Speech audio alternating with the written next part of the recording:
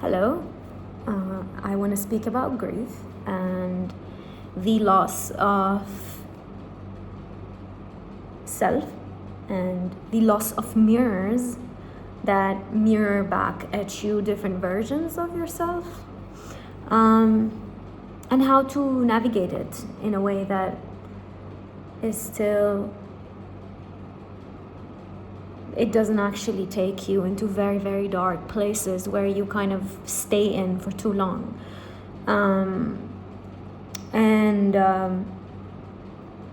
I fully understand if that's where you're at, where it's very, very dark and you just don't know how to see, and that's fine. That's completely okay, and it's very normal to be in that place. And there's also going to come up like different parts of yourself. So I'm going to start by speaking about grief, and I'm going to speak about it from a physical perspective and a primal state rather than like a pathologizing of what it feels like to be, what grief is basically. Grief is the experience of a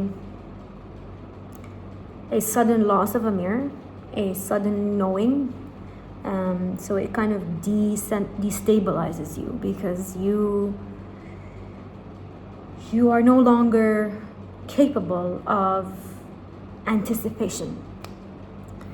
And instead of actually being capable of anticipation and going on about with your daily life, you're actually reliving the past from a different lens. So you are at a moment in time, it's as though time has stopped because you're not really in the present anymore, nor are you in the past, and nor are you in the future. You are in a space of witnessing the self, experience the self while they're going through that grief, while the self experiences the grief. Grief is a door. It is a door that contains a hallway. The hallway is the continuation of the grief, which involves the pain. And then it opens into the different versions of things that you haven't metabolized, that have gone undetected, or that have gone denied or undefined or misattended. So there are different versions that you start experiencing, different types of emotions and feelings that are far more layered than grief. And once you get into that door, looking back becomes mundane. Yes, some people don't get into that door at all. They just like see it and they're like, okay, I'm not going in. Some people actually get into the door, and once you get into that door of grief, there's no way out. There is only the way forward, because if you want to get out, you are hindering movement. You may move, but you will have to at some point in your life still revisit that. It's not like you have control over it, but some people have just developed survival mechanisms to allow them to not get into that door. So as you enter the door, there's a hallway. You sit by the hallway, you start seeing yourself, and then all these different little factors start coming in. Most of them are physical, primal. They involve a lot of instinctual experiences of being a mammal in the wild. Unfortunately, the mind is incapable of distinguishing the difference between these two aspects. So a lack of safety starts showing up in your body because of the loss, and because of all of these different aspects that your mind has been able to articulate and anticipate and maybe even build on and upon, and has kind of gotten comfortable with, even if they were illusions. And now it's like I'm showing you a completely different picture. So, and I tell you it's the same one, and it's very difficult for the mind to be able to actually understand that that same picture that you're looking at is the one that I showed you earlier, but it was just seen a different way. So it's very much like an illusion, and navigating illusion with logic is not as effective. Navigating illusion with the body is very effective, meaning that if you are capable of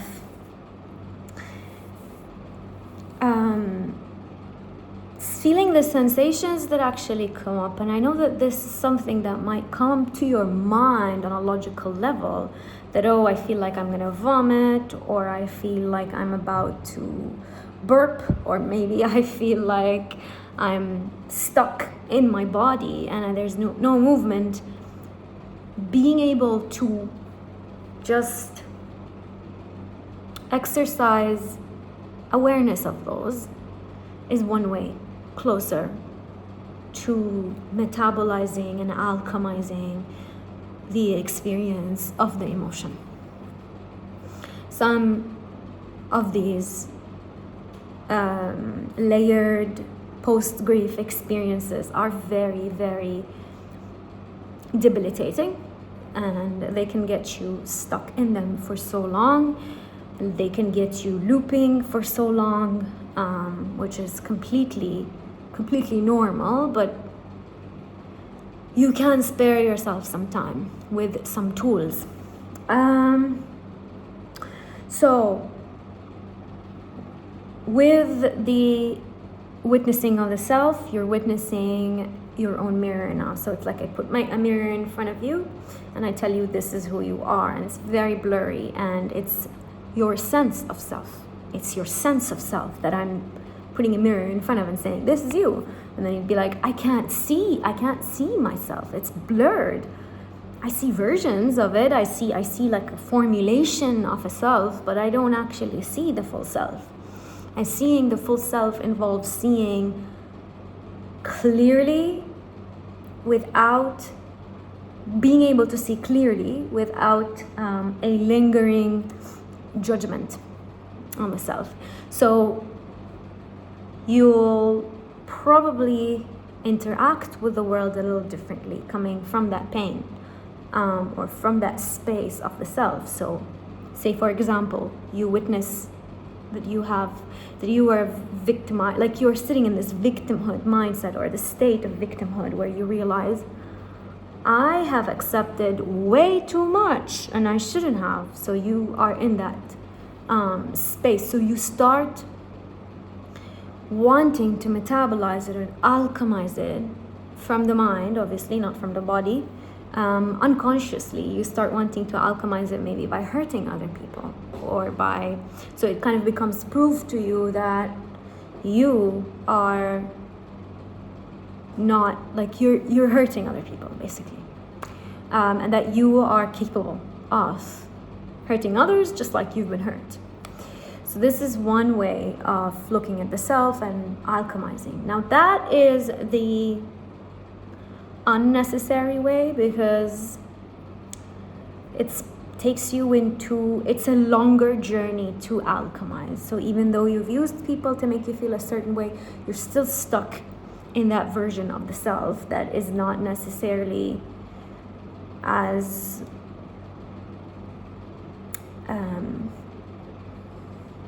consistent as you would like it to be. Because you do experience like, oh, okay, I've hurt like 3 people. That is enough for me to actually feel like I'm finally worthy of, like I'm strong enough, or I have that level of strength, and you are in that place. You don't sit too long there. You keep going back to the victimhood, which kind of creates narcissism, and you really don't want to be narcissistic in the world. So you can stop the urge of alchemizing through this method. You can stop the urge, and you can actually stick to accepting to see.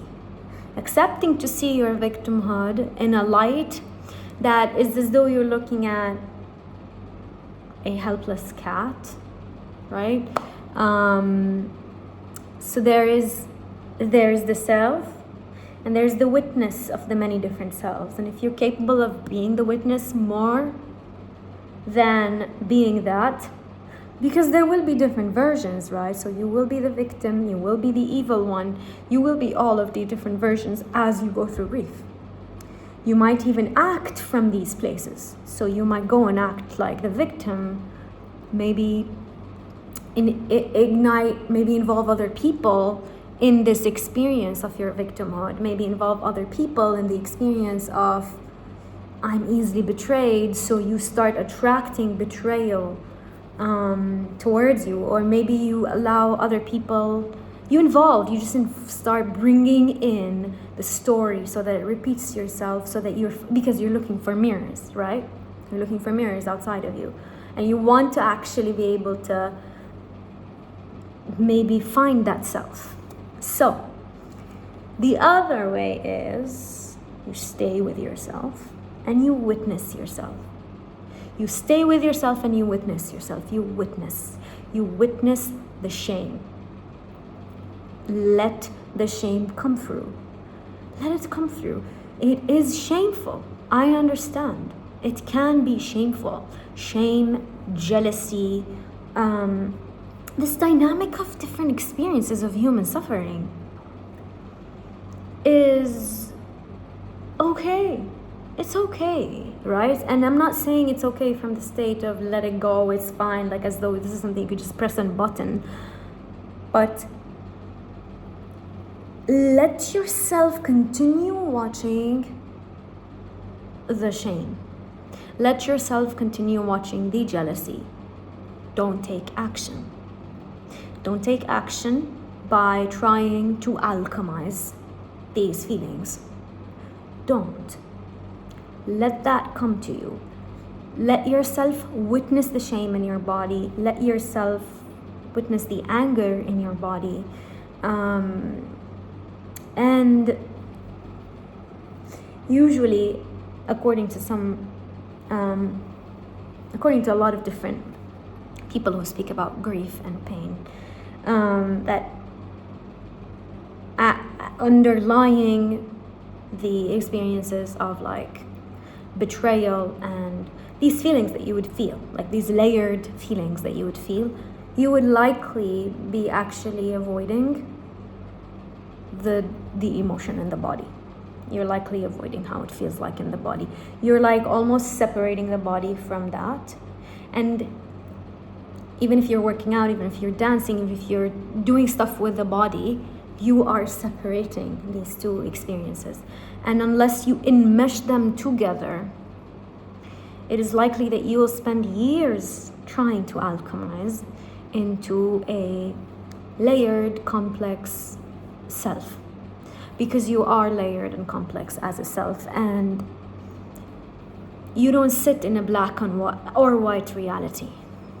So, obviously, to achieve a level of empathy for yourself is how we get closer to resolving a lot of lack of empathy in the world. So experiencing empathy towards yourself, and empathy involves the full architecture of what the self might involve, and still being able to see that self as capable. That is empathy for yourself. And once you've done it with yourself, I promise you'll be able to do it with others. And once you've done it with others, I imagine very little stuff are gonna hurt you. Very little stuff are gonna hurt you. There will be very little experiences of hurt, because with empathy comes a sense of relief. We were given empathy because our consciousness could be debilitating, it could be exhausting. We were given the the ability to feel into things with our consciousness, with our intelligence. And unfortunately, I think if you want to colonize a nation, you remove empathy from them. If you want to brainwash people, you just remove empathy from them, because it removes them from self-actualization and from building strength in their identities and in unity with one another. So you remove empathy, and once you remove empathy, there no longer becomes empathy for the self, so there becomes the whole cycles of sitting in black and white realities, and also like righteousness and entitlement, and everything starts coming along and corruption happens, right? So we alchemize with the body. It's hard, it's difficult. Only witnessing it first is a good experience, and then you start. And the way that you start is through just going back into the body with a lot of consciousness, where you start moving into a space of feeling the areas in your body that require a little bit of attentive, just, it's like we are a mix of, we're nervous systems. We are a full nerve system, wired. So, and a lot of decisions are brought about through the nervous system. So you are somebody that is going to try and metabolize with the body. And it happens through bringing awareness to the body, which involves just shaking into the body as though it is a liquid form or a bottle, which you shake and shake and shake, and it gets mixed up. This, I feel, is how the nervous, I'm just trying to explain, is how the nervous system actually metabolizes itself. So you shake and shake into the body, and with sound and smell, you may be able to get a little bit more alchemizing of your nervous system and of all of these like self-witnessing experiences. So with sound, and sound can be anything. It can literally be anything. It could be the sound of ambience. It could be the sound of someone speaking. It could be the sound of birds. It could be the sound of a train. It could be sound. And once you bring sound into the picture, you become the sound because it's frequency. And you also would then involve smell, and smell becomes also witnessing the smells around you. It's difficult to bring about all these different elements in one place without the mind, because when we're doing bodily experiences, we involve the mind. So now it's just the senses, right? And the vibrations can get very intense, so you can tap. It can go from just simple tapping to actual pushing through and going through the whole lymphatic spaces. So you just like push through, and as you push through, it might be painful. There will be pain. There will be pain. So that is natural. Pain is natural.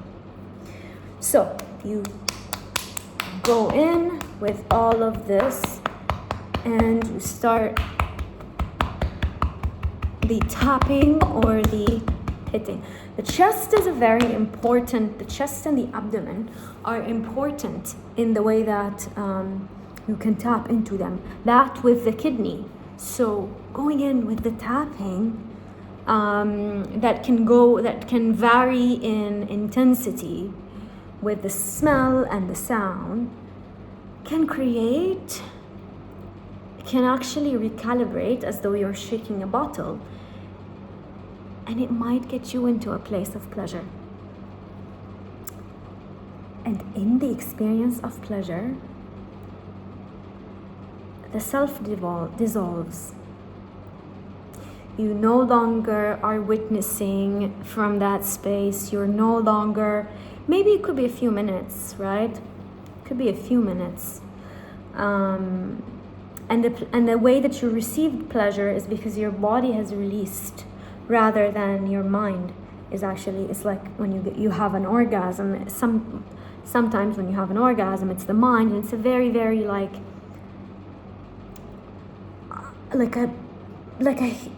it's like a quick thing, right? It's a quick release. But this is not a quick release. It takes months or even weeks for you to recalibrate, right? And once you get there, it becomes just a practice, right? It becomes something that is instinctive to you. You already feel into the sensations of the body. You let the body decide. And once it starts making decisions on your behalf, because you know what it feels like for the body to be in a state of pleasure, your body is quite intelligent, right? So it's intelligent in the way that it just subconsciously, without any consciousness, continues to operate. It is capable of sensing danger just on a nerve level. If you allow these nerves to be activated and to connect with the mind, because the way we're colonized and the way that any system comes in to wash out a group of people is by desensitizing, right? So once your brain is capable of having a full relationship, you won't be making decisions from places that are from that different layers of the self. You will be making decisions from the spaces of the body. So I hope this encapsulates what pain and grief could actually bring you to. It is a blessing to be able to feel grief. It's a blessing to be able to feel. So if you're feeling, that's good. If you're not feeling and you want to feel, go into the body. If you're feeling and you don't know how to feel the body, go into the body. Thank you so much.